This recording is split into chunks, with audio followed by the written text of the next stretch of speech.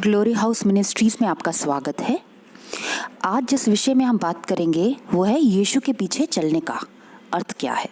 क्या मतलब है यीशु के पीछे चलना। हम गीत भी गाते हैं कि we have decided to follow Jesus, कि हम यीशु के पीछे चलने को तैयार हैं। मगर क्या हम वाकई जानते हैं यीशु के पीछे चलने का अर्थ क्या है? यीशु के पीछे चलना सिर्फ पानी में बपतिस्मा लेना या पापों का अंगीकार करना नहीं है। यीशु के पीछे चलने का अर्थ है उसके क्रूस को भी उठाना।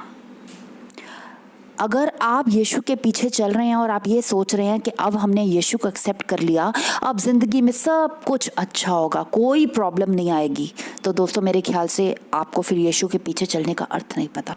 क्योंकि यीशु ने कहा, जिन्होंने मुझे नहीं छोड़ा वो तुमको भी नहीं छोड़ेंगे। हमें इस वचन को याद रखना है। अगर यीशु को, उद्धारकर्ता को सूली पे चढ़ाया गया तो हमें भी कोई बख्शा नहीं जाएगा। तो जब युद्ध के लिए निकलते हैं ना, तो सर पे कफन बांध के निकलते हैं। और ये एक आत्मिक युद्ध है। यीशु के पीछे चलना एक आत्मिक युद्ध है, इसमें भी कफन बांध के चलना पड़ता है। हम लूका 9:23 से पढ़ना शुरू करेंगे। उसने सबसे कहा, यदि कोई मेरे पीछे आना चाहे तो अपने आप का इनकार करे और प्रतिदिन अपना क्रूस उठाए मेरे पीछे हो ले। क्योंकि जो कोई अपना प्राण बचाना चाहेगा वह उसे खोएगा, परंतु जो कोई मेरे लिए अपना प्राण खोएगा वही उसे बचाएगा। यदि मनुष्य सारे जगत को प्राप्त करे और अपना प्राण खो दे या उसकी हानि उठाए तो उससे क्या लाभ होगा। यहाँ पर यीशु हमें ये बताना चाह रहे हैं कि अगर उसके पीछे चलना है तो हर रोज हमें अपने आप का इनकार करना पड़ेगा। हर रोज हमारा शरीर हमसे कुछ करने को कहेगा और आत्मा हमसे कुछ करने को कहेगा। हर रोज टेम्पटेशंस आपके सामने आएंगी। हर रोज आपको एक युद्ध को लड़ना होगा। हर रोज दुनिया के लोग, अड़ोसी पड़ोसी, दोस्त, रिश्तेदार, बच्चे, माँ बाप आपके विरोध में खड़े होंगे। हर रोज आपको उन्हें हैंडल करना होगा। ये एक हर रोज का, प्रतिदिन का युद्ध है जो हमें लड़ना पड़ेगा। यीशु पीछे चलना इतना आसान नहीं है, पर परमेश्वर का हाथ थाम के विश्वास के साथ जब हम उसके पीछे चलते हैं तो ये मुसीबत, ये कठिन समय यूं ही बड़े प्यार से पार हो जाता है। हम धीरज धरे रहें और विश्वास करें। यीशु के पीछे चलना कोई फूलों पे चढ़ना जैसा नहीं है। ये कंकड़ों पे चलने जैसा है, कांटों पे चलने जैसा है। हमें यह याद रखना है कि यीशु के पीछे चलना एक युद्ध में चलने जैसा है और इससे हमें घबराना नहीं है, क्योंकि परमेश्वर ने पहले ही हमें विजयी ठहरा दिया। यीशु मसीह में हम विक्टोरियस हैं, हम विजयी हैं। तो यीशु के पीछे चलने में अगर आप सोच रहे हैं कि सारा कुछ काम आपका बड़े प्यार से हो जाएगा, कोई दिक्कत या परेशानी नहीं होगी, यीशु को एक्सेप्ट कर लो तो सब कुछ हो गया, तो मेरे दोस्तों आपसे मैं कहना चाहूँगी कि यीशु के पीछे चलने का आपका जो रीज़न है, जिसके वजह से आप यीशु के पीछे चल रहे हैं, आपको उस रीज़न को फिर से एक बार परखने की, देखने की ज़रूरत है। क्योंकि यीशु के पीछे हम इसलिए ना चलें क्योंकि हमें कोई मॉनेटरी फ़ायदा हो जाएगा या यीशु पीछे चलने से हमें कोई हमारे काम बन जाएंगे। यीशु के पीछे चलिए क्योंकि वो आपके लिए मरा। यीशु के पीछे चलिए क्योंकि वो आपसे प्रेम करता है। यीशु के पीछे चलिए क्योंकि आप उससे प्रेम करते हैं। आप उससे प्रेम करते हैं, ये सोचकर जब उसके पीछे चलेंगे ना तो मुसीबतों को भी पार कर लेंगे हंस के। मगर सिर्फ फायदे के लिए उसके पीछे जाएंगे तो ठोकर खाएंगे। तो यीशु को एक्सेप्ट करने का आपका रीज़न सही होना चाहिए, ये बहुत ज़रूरी है। अब यीशु के पीछे चलने से हो सकता है पूरी दुनिया आपके विरोध में खड़ी होगी, सारे पड़ोसी, सारे रिश्तेदार आपके विरोध में खड़े होंगे, मगर आपको ये याद रखना है कि आपको सच्चा खुदा, जीवित खुदा प्यार करता है। इससे बड़ी क्या बात है। इतना प्यार ना आपकी माँ आपको कर सकती है, ना आपके पिता आपको कर सकते हैं, ना दोस्त कर सकते हैं, ना बच्चे कर सकते हैं, ना सगे संबंधी कर सकते हैं। जितना प्यार यीशु आपसे करता है कि उसने आपके लिए तब जान दी जब आप पापी ही थे। आप माँ के पेट में आने से पहले ही आपके लिए उसने जान दे दी। वो आपसे इतना प्रेम करता है, इतना प्रेम आपको और कोई रिश्ता दे ही नहीं सकता। इस दुनिया में कोई आपसे उतना प्रेम नहीं कर सकता। इस प्रेम को लेके और इस प्रेम के कारण यीशु के पीछे चलिए। यीशु के पीछे चलने के लिए आपको रोज अपने आप का इनकार करना होगा।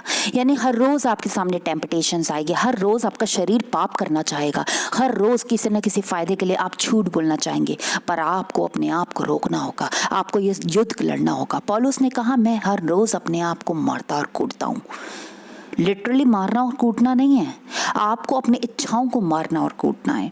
आपका मन, आपका शरीर कहेगा क्या हुआ, एक छोटा सा झूठी तो है, बोल दे, इससे कौन सा किसी का नुकसान हो रहा है।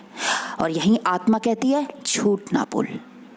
शरीर कहेगा क्या हुआ, थोड़ी सी ट्रैफिक वाले पुलिस वाले को रिश्वत ही तो देनी है, इसमें कौन सी बड़ी बात है, दे दे, कोई बड़ा अमाउंट नहीं है, 100-200 रुपये पकड़ा दे। और आत्मा कहेगी नहीं, रिश्वत देना गुनाह है, पाप है, इसे मत कर।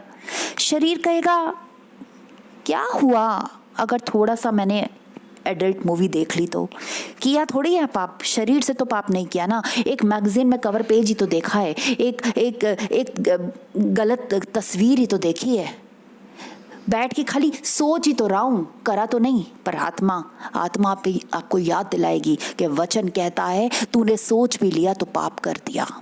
आप सोच भी लेते हो तो गुनाह कर देते हो। आपकी आंखें किसी बुरी को देखती हैं तो वो भी गुनाह हो जाता है। अगर आप इंटेंशनली किसी चीज को देख रहे हो, किसी तस्वीर गलत को देख रहे हो, तो आपने गुनाह कर दिया। शरीर रोज पाप करना चाहेगा और आत्मा रोज आपको उससे दूर रहने की सलाह देगी। उस वक्त या आपके बीच में एक जंग होगी, आपके अंदर एक युद्ध होगा कि मैं क्या करूं। उस वक्त आपको उस युद्ध में विजयी होना है। उस वक्त आपको उस टेम्पटेशन को छोड़ना है। यकीन मानिए, आप परमेश्वर से मदद मांगे, वो आपकी मदद करेगा, वो जरूर से मदद करेगा। पर ये युद्ध आपको खुद लड़ना है। आपका डिसीजन होना चाहिए कि आप अपने शरीर की सुनना चाहते हैं या आत्मा की। ये आपका फैसला है। परमेश्वर हमें कठपुतली नहीं बनाता, उंगलियों पे नहीं नचाता कि नहीं मैंने कहा ये कर तो अब तेरा शरीर यही करेगा। नहीं, उसके लिए आपको अपने शरीर को भी परमेश्वर को सौंपना होगा। अपने शरीर को, अपने आप को पूरा परमेश्वर सौंपो, परमेश्वर आपकी मदद करेगा। पर फैसला आपको करना होगा। युद्ध ये आपका है, परमेश्वर आपकी मदद करेगा, पर ये युद्ध आपका है, ये डिसीजन आपका है। ये आपको फैसला लेना है कि आप वाकई अपने शरीर की सुनना चाहते हैं या आत्मा की सुनना चाहते हैं। परमेश्वर हमें विजयी ठहराता है, हर चीज में विजयी करा सकता है, पर उस विजयी होने के लिए युद्ध में जाना आपका निर्णय है। आप युद्ध में जाएंगे नहीं तो विजयी होंगे कैसे? युद्ध में जाएंगे, लड़ाई लड़ेंगे, तभी तो विजयी होंगे ना। अगर आप युद्ध में ही नहीं गए और आप सोच रहे हो परमेश्वर आपको विजयी ठहरा दे, तो वो कैसे विजयी ठहराएगा आपको, जब आपने युद्ध ही नहीं लड़ा, आप युद्ध में गए नहीं। आप युद्ध लड़ो और फिर परमेश्वर को आपको ना जिताए तो मुझसे कहना, परमेश्वर यकीनन आपको जिताएगा। पर युद्ध आपको लड़ना होगा। लूका 14:28 देखेंगे, तुम में से कौन है जो गढ़ बनाना चाहता हो और पहले बैठकर कर्ज ना जोड़े कि पूरा करने की सामर्थ मेरे पास है कि नहीं। कहीं ऐसा ना हो कि जब वह नींव डाल ले पर तैयार ना कर सके तो सब देखने वाले यह कहकर उसे ठट्ठों में उड़ाने लगे, यह मनुष्य बनाने तो लगा पर तैयार ना कर सका। या कौन ऐसा राजा है दूसरे राजा से युद्ध करने जाता है और पहले बैठकर विचार न कर ले कि जो 20,000 लेकर मुझ पर चढ़ा आता है, क्या मैं 10,000 लेकर उसका सामना कर सकता हूँ या नहीं तो उसके दूर रहते ही वह दूतों को भेजकर मिलाप करना चाहेगा। इसी रीति से तुम में से जो कोई अपना सब कुछ त्याग न दे वह मेरा चेला नहीं हो सकता। आमेन। यहाँ हमें वचन सिखाता है कि यीशु का चेला बनने के लिए एक मूल्य चुकाना पड़ता है, सब कुछ त्यागना पड़ता है। अपना मान सम्मान, अपने दोस्त, हर चीज त्यागनी पड़ती है। सिर्फ पाप ही नहीं, अपने आप को त्याग देना पड़ता है। जैसे जब कोई गढ़ बनाना चाहता है, आप यूं समझ लो जैसे आप कोई घर बनाने लगे हैं अपना, और घर बनाने से पहले आप कंस्ट्रक्शन से पहले कैलकुलेट करते हैं कि आपके पास पूरे इनफ पैसे हैं कि नहीं, क्योंकि उसके लिए आपको ईंट चाहिए, पत्थर चाहिए, रोड़ी चाहिए, सीमेंट चाहिए, आपको सब तैयारी करनी पड़ती है। तो आप पूरा खर्चा जोड़ते हैं कि आपके इतने साल लगेंगे, इतनी लेबर लगेगी, इतना सामान लगेगा। तो क्या आपके पास इनफ बजट है, इनफ पैसे हैं उस घर को बनाने के लिए? तभी आप उस घर को बनाने की शुरुआत करते हैं। क्योंकि अगर आप पहले ही वो घर बनाना शुरू कर देंगे और अपनी कैलकुलेशन नहीं करेंगे तो क्या होगा, आधा काम होगा, आधा ही घर बना होगा और बीच में से ही आपको उस कंस्ट्रक्शन को बंद करना पड़ेगा। और उस वक्त क्या होगा, देखने वाले आपका मजाक उड़ाएंगे। वो कहेंगे देखो घर बनाने चला है, ये सब कुछ काम इसने शुरू कर दिया और ये तो देखा ही नहीं कि पैसे थे कि नहीं। तो उस एम्बैरेसमेंट से बचने के लिए यहाँ वचन कहता है कि जो भी गढ़ बनाना चाहता है या घर बनाना चाहता है या किसी भी चीज़ की आप कंस्ट्रक्शन करना चाहते हो, तो आप पहले उसके कैलकुलेशन करते हो। राजा का एग्जाम्पल दिया गया है कि जब राजा युद्ध के लिए जाता है, क्योंकि ये हमारे लिए यीशु के पीछे चलना भी एक आत्मिक युद्ध है, तो पहले वो गेस करता है, कैलकुलेट करता है कि क्या वो अपनी कम स्ट्रेंथ में भी उस बड़े दुश्मन के आगे जब वो लड़ेगा क्या विजयी हो पाएगा। वो पहले ही अपनी स्ट्रेंथ को नापता है, तोलता है।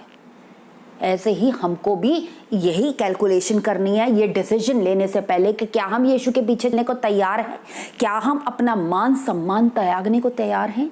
क्या जब हमें कोड़े मारे जाएं, हम पे थूका जाए जैसे यीशु के ऊपर थूका गया, क्या हम उस मान को लेने के तैयार हैं। क्या हम उस नुकसान को उठाने के लिए तैयार हैं जब दोस्तों, यारों और घर परिवार के लोग हमें छोड़ देंगे। क्या हम तैयार हैं उसके लिए? अगर हाँ, तभी यीशु के पीछे चलें। ऐसा ना हो आपके ऊपर मुसीबत आए और थोड़ी सी मुसीबत आने पर आप पत्ते से थरथराने लगे, कांपने लगे कि हाय ये मुसीबत कहाँ से आ गई, मैं तो यीशु के पीछे चल रही थी, ये मेरे पीछे ऊपर से इतनी सारी प्रॉब्लम्स कैसे आ गई। और उस वक्त आप उस घबराहट में आके आप यीशु के पीछे चलना छोड़ दें। उस वक्त सारी दुनिया आपका मजाक उड़ाएगी। उस वक्त आपके अपने, जिन्होंने उस वक्त आपको ठोकरें मारी थी, आपका विरोध में बातें की थी, वो भी आप पर ठट्ठा करेंगे और हंसेंगे, कहेंगे आया बड़ा यीशु का चेला बनने, देखो छोड़ दिया ना सब कुछ। इसीलिए आप पहले तैयार हो जाओ, कैलकुलेट कर लो कि आपकी कम सामर्थ्य में आप इस युद्ध के लिए तैयार हो। तो मैं आपको बताना चाहती हूँ कि आपकी कम सामर्थ्य में हम युद्ध नहीं लड़ सकते, पर यीशु की सामर्थ्य के साथ मिलकर हम युद्ध लड़ सकते हैं। क्योंकि जब हमारे पे बल नहीं है तो वचन कहता है मुझसे मांग, मैं तुझे बल दूंगा, मैं तुझे सामर्थ्य दूंगा। यहोवा हमारे लिए आप लड़ता है, सेनाओं का यहोवा हमारे लिए इस बैटल को लड़ता है, वो हमें सामर्थ्य देता है। तो यदि आपको ये विश्वास है कि यीशु की सामर्थ्य के द्वारा, परमेश्वर की सामर्थ्य के द्वारा इस बैटल में आप विजयी हो पाएंगे, क्या आपको विश्वास है कि आप इतने अपमान को झेल पाएंगे और जो दुनिया आपके अगेंस्ट में होगी और सारी दुष्ट की शक्तियां भी आपके अगेंस्ट में होगी, तो क्या आप उससे युद्ध करने को तैयार हैं? अगर हाँ, तो आप यीशु के पीछे चलने को तैयार हैं। और यदि नहीं तो आज ही रुक जाइए, क्योंकि कोई फायदा नहीं है। वैसे भी आधे रास्ते में जाके आप रुक ही जाएंगे। अपनी कैलकुलेशन कर लीजिए, कहीं ऐसा ना हो कि दूसरों के हंसी का कारण बने। पर एक बात याद रखना, यीशु के पीछे चलना कठिन जरूर है, मगर फायदे का सौदा है।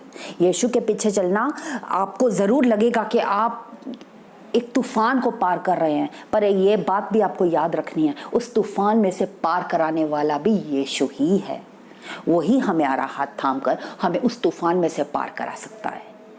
अगर यीशु पे इतना भरोसा करते हैं, विश्वास करते हैं कि वो आपको हाथ को पकड़ के आपको उस मुसीबत से, उस लाल नदी से पार उतार देगा, उस तूफान से आपको निकाल देगा कि आप उस समुद्र के पानी में भी चल पाओगे, यदि यकीन है तो यीशु के पीछे चलिए। यदि नहीं तो एक बार अपने आप को टटोलिए, अपने आप से पूछिए कि आप किस वजह से यीशु के पीछे आना चाहते हैं। क्योंकि आपका यीशु के पीछे चलने का रीजन बहुत मैटर करता है, बहुत मैटर करता है कि आप क्यों यीशु के पीछे चल रहे हैं। क्योंकि जब आप संसारिक जरूरतों के लिए यीशु के पीछे चलते हैं तो आप कभी भी भटक सकते हैं, पर जब आप प्रेम की वजह से यीशु के पीछे चलते हैं तो प्रेम तो स्वयं ही परमेश्वर है, परमेश्वर ही प्रेम है। तो आप जब प्रेम के रीजन की वजह से उसके पीछे चलते हैं तो यकीन मानिए आप पार उतर जाएंगे। मैं समझती हूँ कि आप मेरी इस बात को समझे होंगे और अपने आप को आज आप अकेले में बैठकर टटोलें कि आप यीशु के पीछे क्यों चलना चाह रहे हैं, और अगर चल रहे हैं तो क्यों चल रहे हैं।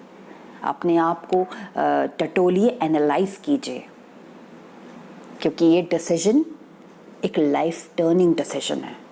ये ऐसा डिसीजन नहीं है आज आपने ले लिया और कल आपने छोड़ दिया, सॉरी। ये एक लाइफ टर्निंग डिसीजन है, एक इम्पॉर्टेंट डिसीजन है। ध्यान से सोचिए, सोचिए कि क्यों आप यीशु के पीछे चल रहे हैं। आपका रीज़न क्या है, आपकी वो वजह क्या है जिसने आपको यीशु की ओर चलने पे प्रेरित किया।